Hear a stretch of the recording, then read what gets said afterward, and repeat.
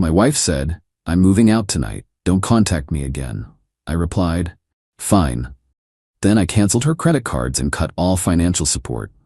3 days later, she was at my door begging. I'm Logan, 38 male. Last Tuesday around 7 p.m. my wife, Alexis, 35, dropped a bomb. We were in the kitchen. I was making pasta. She was on her phone, looking like she'd rather be anywhere else. Pretty standard evening, to be honest. Then out of nowhere, "I'm moving out tonight." I stopped stirring, looked at her. She wasn't looking at me, still glued to her phone. "Okay," I said. "What, Ed? Argue? Plead? Not me. If someone wants to walk, I hold the door." She finally looked up, a flicker of surprise, annoyance I wasn't causing a scene. "That's it? Okay? You said you're moving out. What am I supposed to do? Chain you up? I need space. I'm not happy." "Clearly," I said, nodding to the half-packed duffel bag by the kitchen island I just noticed. She'd been planning. This wasn't spur of the moment. "I'm serious, Logan. I'll get my main things later. Don't contact me. I'll contact you when I'm ready to talk about the rest." The rest meaning divorce, I figured. "Fine," I said. And that was it. She grabbed her bag, purse, keys to her car, which I paid off last year, but whatever, her name, and walked out. No glance back. Door clicked. Silence. Pasta water boiled over 10 minutes, numb. Then, clarity. She wanted out. Her decision. Fine. My turn to make decisions. I turned off the stove, grabbed my laptop. First, her supplementary Amex Platinum linked to my account. She loved that card. Snip. Cancelled. Reason, cardholder no longer authorized. Next, her Visa, also supplementary on another account. Snip. Gone. Then, the automatic monthly transfer, a generous sum from my main checking to her personal account. For her personal spending, self-care. Her part-time styling job didn't cover her tastes. My income supported our lifestyle.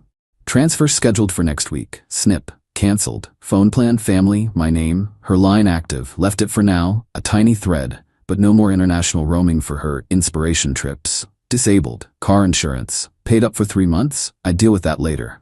Pragmatic, not monstrous. It wasn't anger, not really. It was consequences. Actions, reactions. She wanted out? Fine. She was out. All the way. She couldn't have the freedom and my funded comfort. I ate burnt pasta. Alone. Tasted like ash. Slept surprisingly well. Update. 3 days since Alexis walked. Blessed quiet. Tidied up. Ditched her clutter. So many old face cream tubs. Watched my shows on the big TV. Small wins. Hadn't heard a peep. As requested. Then tonight 9 p.m. a knock. Insistent. Thump thump thump. Peephole. Yep. Alexis. Flustered. Hair messy. No designer jacket. Just a generic hoodie. I opened the door. "Logan," she said, breathless. "Alexis," I replied, calm, cool, like she was a neighbor asking for sugar.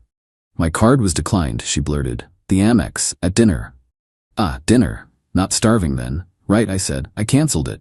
Her jaw dropped. "You what? Why?" The entitlement already radiating. "You moved out," Alexis said. "Don't contact me. That card is mine, for my household. You're not part of it, your choice." "But I needed that. I had dinner with Vincent. It was so embarrassing." "Vincent? A friend. Has a name, and apparently he wasn't paying. Interesting." "Sounds like a you and Vincent problem," I said. Stayed in the doorway. No invite. "Logan, this isn't fair. I need money. My Visa isn't working either." "Also canceled," I confirmed. "And the transfer. The monthly transfer didn't come through," she wailed. Tears starting, crocodile, or maybe shock of reality hitting her designer handbag.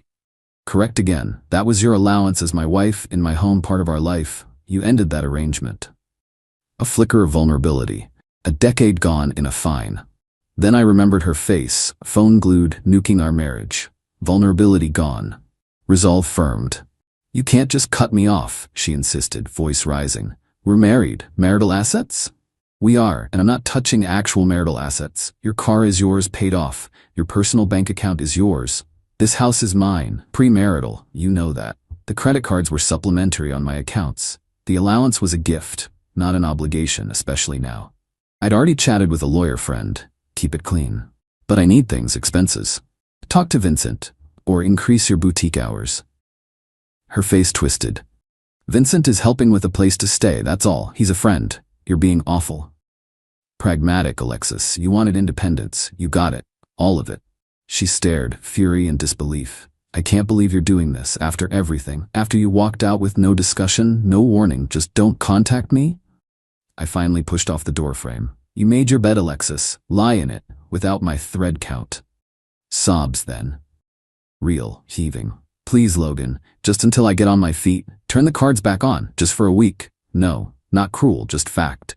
That door is closed. You closed it. She swiped at tears, face hardening. You'll regret this, Logan. Already regretting 10 years, Alexis. This, just housekeeping. I started to close the door. I'll get a lawyer, she shrieked. You do that, I said, gently shutting the door. Heard a frustrated scream, stomping away. Deep breath. Okay, round 1. The begging was indignant, demanding, not surprised. Poured a whiskey. This was going to get uglier. Update. Over a week since Alexis's doorstep drama. You'll regret this, and I'll get a lawyer, echoed a bit, but mostly, peace didn't last. Alexis, bless her entitled heart, upped her game. First, calls to my work. My receptionist, Kayla, getting a big Christmas bonus, said Alexis called 3 times Monday, demanding to speak to me about an urgent financial matter. Each time, Kayla, he's in a meeting. I didn't call back. Kayla said she sounded increasingly agitated, shrill even. Oh well. Then mutual friends. Texts, mostly her circle. Alexis is upset, talk to her. Logan, what's up? Alexis said you cut her off. Harsh. Short, polite version. Alexis ended our marriage, moved out, respected her wish for no contact, adjusted finances, private matter. Most backed off, a couple pushed, sided with her. Blocked, no time for flying monkeys. Real fireworks, her sister Marilyn. Oh my goodness. If Alexis is entitlement, Marilyn is entitlement squared with a megaphone. Tuesday night, blocked number. Marilyn, usually ignore but had a feeling. Logan, it's Marilyn. Nails on a chalkboard. Marilyn, I said monotone. What on earth do you think you're doing to my sister? She screeched. Respecting her decision to leave me. By starving her? Throwing her out? She walked. Last I checked, dining with Vincent. She has a job, her own savings, plus whatever friend Vincent provides. This was where the first dirty trick came in. Marilyn snorted. Vincent is a friend. He can't support her. She needs her allowance, her lifestyle. You can't just change that. She's used to a certain standard.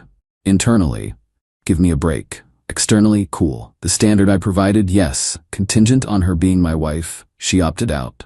She'll take you for everything, Marilyn threatened. Welcome to try. Consulted an attorney. Position secure, especially given her abandonment and new arrangements. Emphasized new arrangements. You're a monster, Logan. Controlling, manipulative. Says the woman whose sister nuked a marriage, then got outraged when the free ride stopped. Okay, Marilyn. Sputtering. Alexis is vulnerable. Maybe she made a mistake, but you need to support her. A mistake? Cold laugh. Walking out, don't contact me wasn't a mistake, a declaration I accepted. Her only mistake was assuming she could have her cake, eat it too, and have me pay for the bakery. Then Marilyn, she needs her things, clothes, shoes, good jewelry. Don't touch her stuff. Her belongings are here. She can arrange collection, neutral third-party welcome, or movers. She tried to come by yesterday when you were at work, but you've changed the locks, Marilyn accused. Bingo. Dirty trick number 2. Alexis tried to sneak in. Good thing I'd called a locksmith. $200 well spent for peace of mind. Yes, my house, Marilyn. Alexis chose to leave, told me not to contact her. I secured my property. No legal right to enter without permission.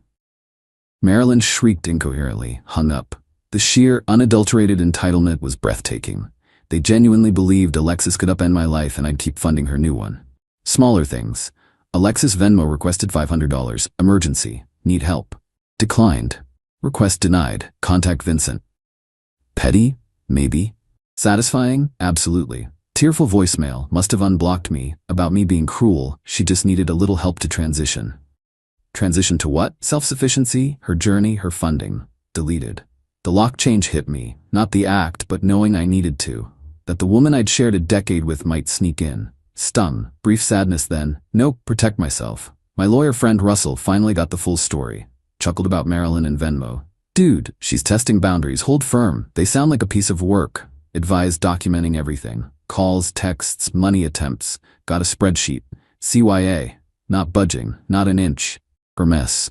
She cleans it. Or Vincent. Or Marilyn. My Alexis support fund is permanently closed. Feeling lighter. Weight lifted. Shock gone. Just calm, steady resolve. Not even revenge in the movie villain sense. Self-preservation, logical consequences. She detonated the bridge, then got mad she couldn't stroll back for supplies. Her next move? Who knows? I'm ready. Update. Couple of months now. Life has a new rhythm. Quieter, more predictable. Much, much better. Dust settled, but not how Alexis or Marilyn hoped.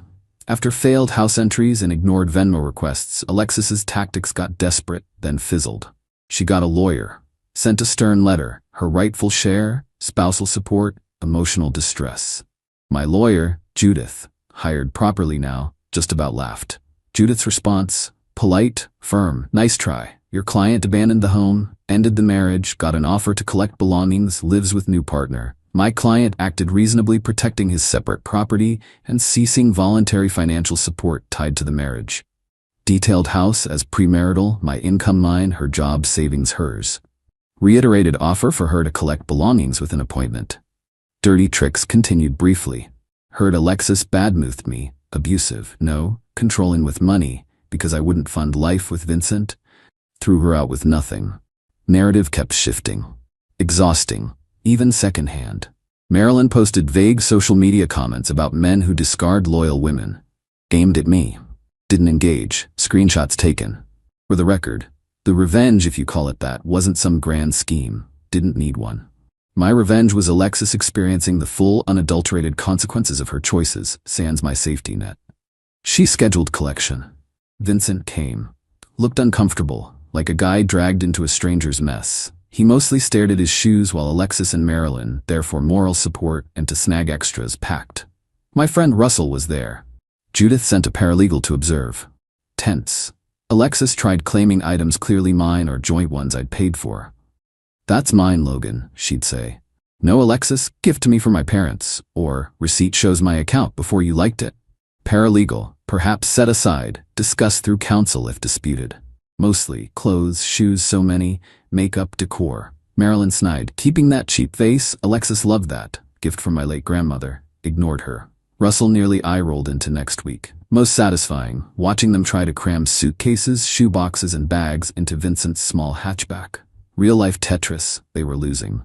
Vincent stressed, Alexis near tears, Marilyn misdirecting traffic. Didn't offer help. Watched from doorway, sipping coffee. Aftermath for Alexis, small-town people talk.